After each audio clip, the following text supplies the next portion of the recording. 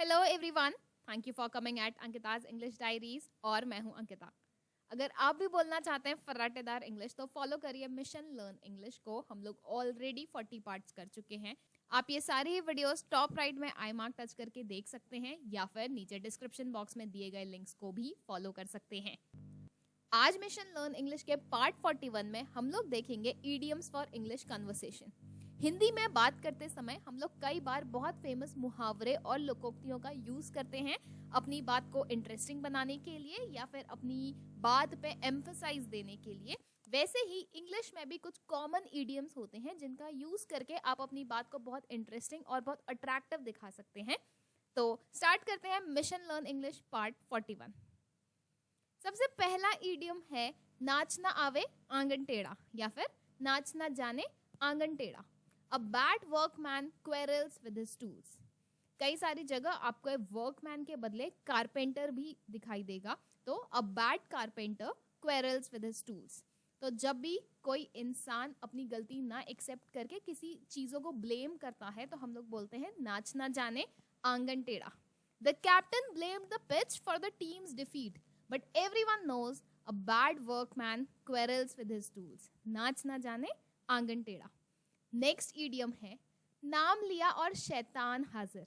जब हम किसी की बात कर रहे होते हैं या फिर हम किसी को याद कर रहे होते हैं और सामने से वो इंसान आ जाता है या फिर उसकी कॉल आ जाती है तो हम लोग बोलते हैं speak of the devil and the devil is here या फिर think of the devil and the devil is here. नाम लिया और शैतान हाजिर। नेक्स्ट ईडियम है जैसे को तैसा। इसका बहुत कॉमन इंग्लिश वर्जन है tit for tat. Tit for tat का एक और ऑल्टरनेटिव है eye for an eye. Yesterday the shopkeeper duped the tourist into giving extra money and today his shop was burgled। He deserved जैसे को तैसा। Tit for tat या फिर eye for an eye. Next idiom है एक अनार 100 बीमार, जिसको इंग्लिश में हम लोग बोलते हैं 1 post and 100 candidates। The government announced 2 vacancies for the post of forest ranger, but it is the case of 1 post and 100 candidates, since more than 500 have applied just in 3 days। एक अनार 100 बीमार। घर की मुर्गी दाल बराबर, ये भी एक बहुत ही ज्यादा कॉमन हिंदी में फ्रेज है जो बार बार यूज किया जाता है और इसको इंग्लिश में हम लोग बोलते हैं familiarity breeds contempt. I went to my cousin's place after 2 years with a friend of mine, but everyone was interested in hosting my friend only। It is well said that familiarity breeds contempt। घर की मुर्गी दाल बराबर। आगे कुआं पीछे खाई। हम लोग जब कई बार दो समस्याओं के बीच में फंस जाते हैं तो हम लोग बोलते हैं आगे कुआं पीछे खाई और इसे इंग्लिश में बोला जाता है between the devil and the deep सी। तो फिर मेरी फ्रेंड की शादी थी और मैंने उसे प्रॉमिस करा था कि मैं उसके पास जाऊंगी, लेकिन उसी समय मेरे पेरेंट्स भी जिद करते हैं मुझे कहीं और ले जाने के लिए। तो I am stuck between the devil and the deep sea. उल्टा चोर कोतवाल को डांटे एक और बहुत ही ज्यादा कॉमन हिंदी में मुहावरा the pot is calling the cattle black. Anu was in bed for 10 hours and then called me lazy। That is the pot calling the kettle black।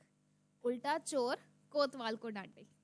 जले पर नमक छिड़कना rubbing salt into one's wound। She could not win the competition but seeing her cousin receiving the trophy just rubbed salt into her wound। जले पर नमक छिड़कना rubbing salt into one's wound। जैसा देश वैसा भेष, ये बहुत ज्यादा कॉमन इडियम है हिंदी में जिसको इंग्लिश में हम लोग बोलते हैं in Rome do as the Romans do. तो कई बार हम लोग जहां भी जाते हैं हम उसी के हिसाब से ढल जाते हैं या फिर हम वैसे ही एडजस्ट करते हैं, तो इसीलिए बोला जाता है in Rome do as the Romans do. बंदर क्या जाने अदरक का स्वाद, ये है एक बहुत ही ज्यादा कॉमन हिंदी का मुहावरा जिसको इंग्लिश में बोलते हैं to cast pearls before swine. तो किसी ऐसी चीज पर मेहनत करना जिसका कोई रिजल्ट नहीं नजर आएगा सामने से, उसके लिए हम लोग बोलते हैं बंदर क्या जाने अदरक का स्वाद। He is an addict, you would only be casting pearls before the swine by giving him advice. जैसी करनी वैसी भरनी, as you sow you will reap, ये बहुत कॉमन ईडियम है इंग्लिश का जो हम लोग बचपन से पढ़ते हुए आते हैं। As you sow you will reap, इसको ही हम लोग हिंदी में बोलते हैं जैसा करोगे वैसा भरोगे, जैसी करनी वैसी भरनी। जितनी लंबी चादर उतने ही पांव पसार, जिसको इंग्लिश में हम लोग बोलते हैं cut your dress according to your cloth. कई बार ये कट योर ड्रेस के बदले कट योर कोट भी यूज होता है, cut your coat according to your cloth. तो जितनी आपकी हैसियत है उतनी ही अपने शौक बढ़ाने चाहिए या फिर उतने ही डिजायर्स होने चाहिए। We would love to buy a farm house but we have to cut our dress according to our cloth. दाल में काला होना, जिसके लिए इंग्लिश में एक बहुत ही फेमस वर्ड है, हम लोग बोलते हैं देयर इज समथिंग फिशी। तो आप ऐसे भी बोल सकते हैं देयर इज समथिंग फिशी, या फिर आप ईडियम यूज करते हैं, यानी कि जितना सामने से समझ आ रहा है उससे कुछ असलियत में ज्यादा है।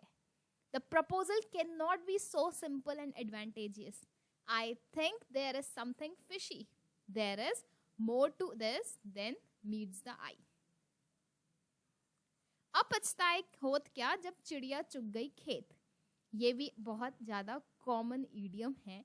It is useless to cry over spilled milk, या फिर it is of no benefit in crying over spilled milk. Pronunciation पे ध्यान दीजिएगा, ये स्प्लिट नहीं है, ये स्पिल्ड है। तो it is of no benefit in crying over spilled milk. और लास्ट है अंत भला तो सब भला, all is well that ends well. And that's all for the video. Now हम लोगों ने देखे हिंदी के बहुत ही ज़्यादा कॉमन मुहावरे जो हम लोग डेली लाइफ में यूज़ करते हैं, उनको आप इंग्लिश में कैसे यूज़ कर सकते हैं, उस पर था ये वीडियो। अगर आपको कुछ भी नया सीखने को मिला या अगर आपको ये वीडियो अच्छी लगी तो लाइक ज़रूर करें। अगर आपने अभी तक मेरे चैनल को सब्सक्राइब नहीं करा है तो नीचे सब्सक्राइब का बटन ज़रूर दबाएं और साथ में ही बेल आइकन ज़रूर प्रेस करें ताकि आप मिशन लर्न इंग्लिश की कोई भी नई वीडियो मिस ना करें। अगर आप किसी पर्टिकुलर लेसन पे वीडियो चाहते हैं या फिर आपके पास है कोई फीडबैक तो मुझे कमेंट सेक्शन में लिख के जरूर बताएं। Thank you, have a great time with learning, bye bye.